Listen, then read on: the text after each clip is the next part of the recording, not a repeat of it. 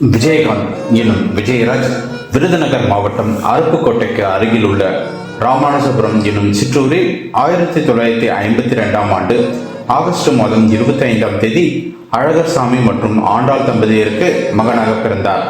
சிறு வயதிலேயே அவரது குடும்பம் மதுரைக்கு இடம்பெயர்ந்தது. இதனால் விஜயகாந்த் மதுரையில் வளர்ந்தார்.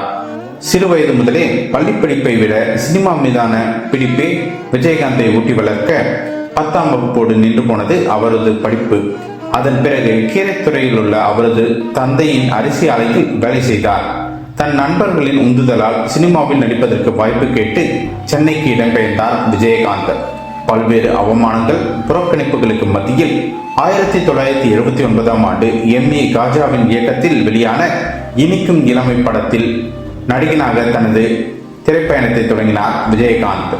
தொடர்ந்து சட்டம் ஒரு இருட்டரை, தூரத்து இடி முழக்கம், உழவன் மகன், சிவப்பு மல்லி என வெற்றி படங்களை கொடுத்து தமிழின் முன்னணி கதாநாயகனாக வலம் வந்தார் விஜயகாந்த்.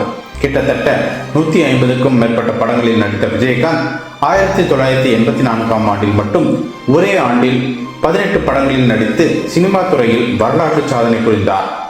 புரட்சி கலைஞர் என்ற பட்டத்துடன் தனது 100வது படமான கேப்டன் பிரபாகரன் படத்திலிருந்து கேப்டன் என்ற அடைமொழியும் அவருக்கு சேர்ந்து கொண்டது என்று கூறுவார்கள்.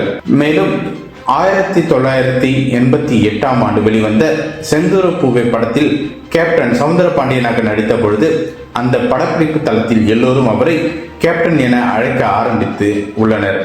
அதுவே பிறகு அப்படியே அது 1990இல் வெளியான 100வது படமான கேப்டன் பிரபாகரன் படத்திலிருந்து கேப்டன் என்ற அடைமொழியாக அவருக்கு சேர்ந்து கொண்டது என்றும் சொல்வார்கள். சமரசமற்ற நேர்மையும் உள்ளார்ந்த ஆற்றலும் சக மனிதன் மீதான பரிவும் கண்ணியமும் கொண்ட கதாபாத்திரம் என்றால் விஜயகாந்த் என கண்ணை மூடிக்கொண்டு சொல்லிவிடலாம். இவை அனைத்தையும் தனது தொடக்க கால படங்களில் ஒன்றான தூரத்து இடி முழக்கத்திலேயே அவர் வெளிப்படுத்தி இருப்பார். அந்த படத்தில் மீனவர் பொன்னனாக வரும் விஜயகாந்த் கடலில் மீன் பிடிக்க செல்லும் பொழுது காணாமல் போய் விடுவார்.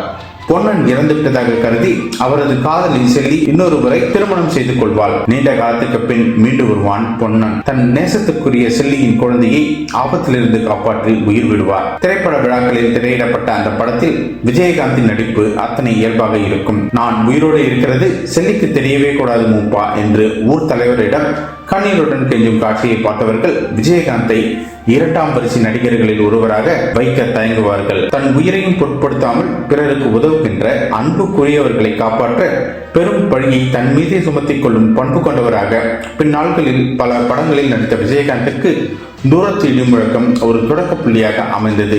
நியாயத்திற்காக போராடும் கோபக்கார இளைஞன் கதாபாத்திரங்களுக்கு ரஜினிகாந்திற்கு பிறகு விஜயகாந்த் எனும் பெயரை சட்டம் ஒரு இருட்டரை பெற்று தந்தது. இந்த படத்தின் இந்தி மறு ஆக்கமான அந்த கானூன் திரைப்படத்தில் விஜயகாந்த் நடித்த கதாபாத்திரத்தில் ரஜினி நடித்தது சுவாரஸ்யமான பொருத்தம். தொழிற்சங்க பின்னணியில் உருவான சிவப்பு மல்லி படத்தில் தீவிர கம்யூனிஸ்டாக நடித்தார் விஜயகாந்த். அறச்சித்திரமும் ஆவேசமும் கொண்ட அந்த கதாபாத்திரத்தை தன் இயல்பான நடிப்பால் தொடங்க செய்தார் விஜயகாந்த். காதலர்களின் காவலராக பல படங்களில் நடித்தார். சாதி மத பிரிவினைகளுக்கு எதிரானவராக, காதல் திருமணங்களுக்கு ஆதரவானவராக விஜயகாந்த் நடித்த பல கதாபாத்திரங்கள் ஒடுக்கப்பட்டவர்களிடமும் பெண்களிடமும் அவர் மீதான பரிவை, மதிப்பை உருவாக்கின. வைதேகி காத்திருந்தால் அதற்கான தொடக்க புள்ளி என கூறலாம். அந்த படத்தில் இறப்பதற்கு உயிரை தவிர வேறெதுவும் இல்லாத வெள்ளச்சாமியாக காதலர்களை சேர்த்து வைக்கும் கதாபாத்திரத்தில் நடித்த விஜயகாந்த் பின்னாட்களில் ஆதரவாளர்களும் செல்வாக்கும் கொண்ட ஆளுமையாக காதலர்களுக்கான காவலராக பூந்தோட்ட காவல்காரன், செந்தூர பூபே, செந்தூர பாண்டி, பெரியண்ணா போன்ற படங்களில் கம்பீரத்தை காட்டினார். குறிப்பாக திருமணத்திற்கு முன்பே நரைத்த முடியுடன் பூந்தோட்ட காவல்காரன் ஆண்டனியாக, செந்தூர பூவே கேப்டன் சவுந்தரபாண்டியனாக விஜயகாந்த் நடித்த கதாபாத்திரங்கள் அவரது கம்பீர பிம்பத்துக்கு வலு சேர்த்தன. கௌரவ வேடத்தில் விஜயகாந்த் நடித்த கதாபாத்திரங்களின் பட்டியல் மிகவும் நீளமானது. தமிழ் திரையுலகின் தவிர்க்க முடியாத நடிகராக விஜயகாந்த் உயரவும் இந்த கதாபாத்திரங்கள் துணை நின்றன. அதிகார வர்க்கத்திற்கு அடிபணியாத காவல்துறை அதிகாரியாக ஊமை விழிகள் படத்தில் விஜயகாந்த் நடித்த DSP தீனதயாளன் கதாபாத்திரம் அவரது ஆபத் பாந்தவன் பிம்ப கட்டமைப்புக்கு மிக பெரிதும் உதவியது. திரைப்பட கல்லூரி மாணவர்களால் உருவாக்கப்பட்ட இந்த படத்தில் முன்னணி நடிகரான விஜயகாந்தின் பங்களிப்பு புதிய திறமைகளுக்கு ஊக்கமளித்தது. பின்னாட்களில் புலன் விசாரணை, மாநகர காவல், சேதுபதி IPS, ஆனஸ்ட் ராஜு போன்ற படங்களில் துணிச்சலான காவல்துறை அதிகாரியாக நடித்தார். பாகிஸ்தான் பயங்கரவாதிகளை களை எடுக்கும் தேசப்பற்று மிக்க ராணுவ அதிகாரியாகவும் நடித்து புகழ் பெற்றார் விஜயகாந்த். பண பலமும் செல்வாக்கும் இருந்தாலும் மூத்தவர்களின் சொல்லுக்கும் பொது நியாயத்திற்கும் கட்டுப்பட்டு தனது ஆற்றலை வெளிப்படுத்தாமல் அமைதி காக்கும் கதாபாத்திரங்கள் பின்னாட்களில் விஜயகாந்தின் அரசியல் பிம்பத்திற்கு அஸ்திவாரமாக அமைந்தன. பாட்டுக்கு ஒரு தலைவன், பொன்மன செல்வன் போன்ற படங்களில் செல்வாக்கான குடும்பத்தைச் சேர்ந்த பாந்தமான இளைஞராக நடித்த விஜயகாந்த் சின்ன கவுண்டர் படத்தில் மிகப்பெரிய உயரத்தை அடைந்தார். ஊழல்வாதிகளை களையெடுக்கும் பேராசிரியராக ரமணா படத்தில் விஜயகாந்த் நடித்த கதாபாத்திரம் மிகவும் சக்தி வாய்ந்தது. முழு நேர அரசியல்வாதியாக அவர் உருவெடுக்கும் அந்த படம் ஒரு அஸ்திவாரமாக அமைந்தது. நாடகத்தன்மை நிறைந்த காட்சி என்றாலும் இறுதியில் பொதுவெளியில் அவர் தூக்கிலிடப்படுவதற்கு முன்னர் உரையாற்றும் அந்த காட்சி ஒரு உதாரணம் என்று சொல்லலாம்.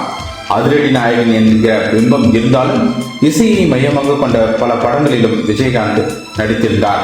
அம்மன் கோவில் கிழக்காலை, வஸ்தராகம், பாட்டுக்கு ஒரு தலைவன் போன்ற படங்களை உதாரணமாக சொல்லலாம். தமிழை தவிர பிற மொழி படங்களில் நடிப்பதில் ஆர்வம் காட்டாத விஜயகாந்த் த மேடே என்ற ஆங்கில படத்தில் நடிக்க திட்டமிட்டார். ஆனால் அது கைவிடப்பட்டது. கடைசியாக விஜய் ஆண்டனி நடிக்கும் மழை பிடிக்காத மனிதன் படத்தில் விஜயகாந்த் நடிப்பதாக செய்திகள் வெளியான பொழுது வேறொரு பரிமாணத்தில் விஜயகாந்தை பார்க்க வாய்ப்பு கிடைக்குமாயினும் எதிர்பார்ப்பு இருந்தது. ஆனால் விருதகிரி, சகாப்தம் ஆகிய படங்களுடன் அவரது திரை வாழ்க்கையானது முற்று பெற்றுவிட்டது. விஜயகாந்தின் திறமையும் குணாதிசயமும் அவரை 1999ஆம் ஆண்டு நடிகர் சங்கத்தின் தலைவராக ஆக்கியது.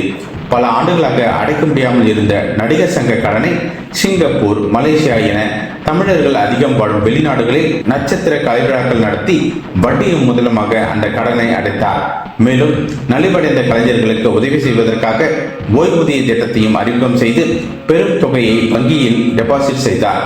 2002ஆம் ஆண்டு காவிரி நதிநீர் பிரச்சனை உச்சத்தில் இருந்த பொழுது அனைத்து நடிகர்களையும் ஒன்றிணைத்து நீர் தராத கர்நாடகாவிற்கு மின்சாரம் இல்லை என்கிற முழக்கத்துடன் மாபெரும் போராட்டத்தை நெய்வேலியில் நடத்தினார் விஜயகாந்த். ஏற்கனவே நடிகராக இருந்தபொழுது 1984 மற்றும் 1986 ஆண்டுகளில் ஈழத் தமிழர்களுக்காக பல உண்ணாவிரத போராட்டங்களையும் நடத்தியிருக்கிறார் விஜயகாந்த். இவைகளை தவிர சினிமா துறையில் இருக்கும் பொழுதே, அரசியல் வாசனை தெரியாத பொழுதே பல பொதுநல சேவைகளையும் செய்து வந்தார் விஜயகாந்த். 1989 ஈரோட்டில் இலவச மருத்துவமனை, சென்னை சாலிகிராமத்தில் இலவச மருத்துவமனை, ஆண்டுதோறும் பள்ளி மாணவர்களுக்கு லட்சக்கணக்கில் கல்வி நிதியுதவி, எம்ஜிஆர் காதுகேளாதோர் மற்றும் வாய்ப்பேசாதோர் பள்ளி, லிட்டில் ஃப்ளவர் பார்வையற்றோர் பள்ளிகளுக்கு நன்கொடை, தமிழகம் முழுவதும் 60 இடங்களில் இலவச கணினி பயிற்சி மையம், இலவச திருமண மண்டபங்கள், ஏராளமான ஏழை ஜோடிகளுக்கு இலவச திருமணம், கேப்டன் ஸ்போர்ட்ஸ் அகாடமி என கலக்கினார் விஜயகாந்த். குஜராத் பூகம்பம், கார்கில் போர், சுனாமி, கும்பகோணம் பள்ளி தீ விபத்து என பல சோக நிகழ்வுகளுக்கு தன் சொந்த செலவில் நிவாரணங்களை கொடுத்து உதவினார். இந்த நிலையில் தான் 2000ஆம் ஆண்டு பிப்ரவரி 12 தனது ரசிகர் மன்றத்துக்கென தனி கொடியை அறிமுகப்படுத்தினார் விஜயகாந்த். அதனைத் தொடர்ந்து 2001ஆம் ஆண்டு நடந்த உள்ளாட்சி தேர்தலில் ரசிகர் மன்றத்தைச் சேர்ந்த நிர்வாகிகள் பல்வேறு இடங்களில் சுயேட்சையாக போட்டியிட்டு பலர் வெற்றியும் அடைந்தனர். தொடர்ந்து 2005ஆம் ஆண்டு செப்டம்பர் 14ஆம் தேதி மிகப்பெரிய மாநாட்டை மதுரையில் நடத்தி தேசிய முற்போக்கு திராவிட கழகம் எனும் அரசியல் கட்சியை தொடங்கினார் விஜயகாந்த். கட்சி ஆரம்பித்து ஓராண்டு கூட நிறைவடையாத நிலையில் 2006ஆம் ஆண்டு நடைபெற்ற சட்டமன்ற தேர்தலில் தனித்து போட்டி என்று கூறி 232 தொகுதிகளில் வேட்பாளர்களை நிறுத்தியவர் தான் போட்டியிட்ட விருத்தாச்சலம் தொகுதியில் அமோக வெற்றி பெற்றார். மற்ற வேட்பாளர்கள் தோல்வியடைந்தாலும் கணிசமான வாக்குகளை பெற்று தேமுதிகவிற்கு 8.4% வாக்குகளை பெற்று தந்தனர். அதனைத் தொடர்ந்து 2009ஆம் ஆண்டில் நடைபெற்ற மக்களவைத் தேர்தலிலும் தனித்து நின்று தோல்வியை தழுவினாலும் 10% வாக்குகளை தேமுதிக பெற்றது. தனித்தே போட்டியிட்டு வந்த நிலையில் முதன்முறையாக 2011ஆம் ஆண்டு நடைபெற்ற சட்டமன்ற தேர்தலில் அதிமுகவுடன் கூட்டணி அமைத்து தேர்தலை சந்தித்த விஜயகாந்த் 29 இடங்களில் வெற்றி பெற்று திமுகவையை பின்னுக்கு தள்ளி சட்டமன்ற எதிர்க்கட்சி தலைவரானார். அதன் பிறகு அரசியலிலும் விஜயகாந்தின் உடல்நிலையிலும் இறங்கு முகம்தான் ஏற்பட்டது. 2014 நாடாளுமன்ற தேர்தல், 2016 சட்டமன்ற தேர்தல் மற்றும் 2019 நாடாளுமன்ற தேர்தல், மேலும் 2021 சட்டமன்ற தேர்தல் வரை விஜயகாந்தின் தேமுதிக படுதோல்வியை சந்தித்தது. அதே போல 2021 தேர்தலில் வேட்பாளராக களமிறங்க முடியாத அளவிற்கு விஜயகாந்த் அவர்களின் உடல்நிலையும் சோர்வடைந்தது. தொடர்ந்து மருத்துவ சிகிச்சைகள் எடுத்து வந்தவர். இந்த நிலையில் தான் கடந்த மாதம் 18ஆம் தேதி திடீர் உடல்நலக்குறைவு காரணமாக சென்னை நந்தம்பாக்கத்தில் உள்ள மியாட் மருத்துவமனையில் விஜயகாந்த் அனுமதிக்கப்பட்டார். வழக்கமான மருத்துவ பரிசோதனை தான் ஓரிரு நாட்களில் வீடு திரும்புவார் என தேமுதிக தலைமை கழகம் தெரிவித்து வந்த நிலையில் 29/11/2023 அன்று மியாட் மருத்துவமனை சார்பில் வெளியிடப்பட்ட அறிக்கை அதிர்ச்சியை ஏற்படுத்தியது. அதாவது விஜயகாந்தின் உடல்நலத்தில் நல்ல முன்னேற்றம் காணப்பட்டது. எனினும் கடந்த 24 மணி நேரத்தில் அவரது உடல்நிலை சீரான நிலையில் இல்லாததால் அவருக்கு நுரையீரல் சிகிச்சைக்கான உதவி தேவைப்படுகிறது. அவர் விரைவில் பூரண உடல்நலம் பெறுவார் என நம்புகிறோம். அவருக்கு இன்னும் 14 நாட்கள் மருத்துவமனையில் தொடர் சிகிச்சை தேவைப்படுகிறது என்று மருத்துவமனை நிர்வாகம் தெரிவித்தது. எனினும் அதிலிருந்து மீண்டு வந்த விஜயகாந்த் வீடு திரும்பினார். அவர் டிஸ்சார்ஜ் செய்யப்பட்ட பிறகு தேமுதிக தலைமைச் செயற்குழு மற்றும் பொதுக்குழு கூட்டம் குறித்த அறிவிப்பு வெளியானது. அதன்படி கடந்த டிசம்பர் 14ஆம் தேதி நடந்த கட்சி பொதுக்குழு கூட்டத்தில் விஜயகாந்த் முன்னிலையில் பொதுச் செயலாளராக அறிவிக்கப்பட்டார் பிரேமலதா. பின்னர் விஜயகாந்தின் காலில் விழுந்து ஆசியும் பெற்றார். இந்த நிலையில் மீண்டும் உடல்நலக் குறைவால் விஜயகாந்த் மருத்துவமனையில் அனுமதிக்கப்பட்டார். இந்த நிலையில் தான் அந்த துயர செய்தி மருத்துவமனை அறிக்கை வெளியாக வந்தது.